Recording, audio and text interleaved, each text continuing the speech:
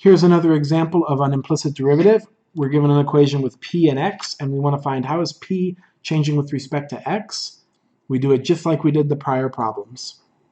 Let me show you. We take the first derivative. The derivative of p cubed is 3p squared. But because we're taking it with respect to x, I need to write dp dx. Next, we have a plus p.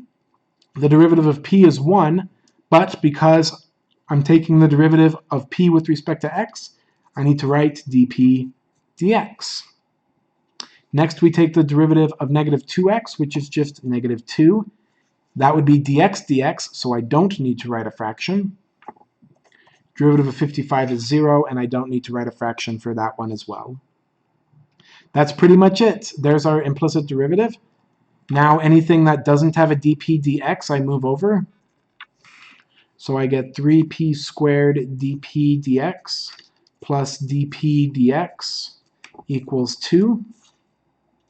The next thing you want to do is just treat this like a variable. Factor it out. dp dx is going to be 3p squared plus 1 equals 2. So I just factored it out and then just divide 3p squared plus 1 so that we can get our derivative by itself.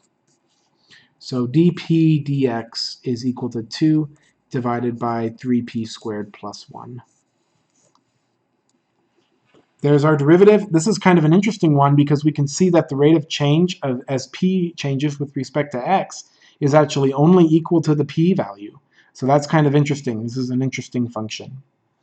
All right, we'll take a pause here, and then we've got 2 more to go, and then we'll be done with this chapter.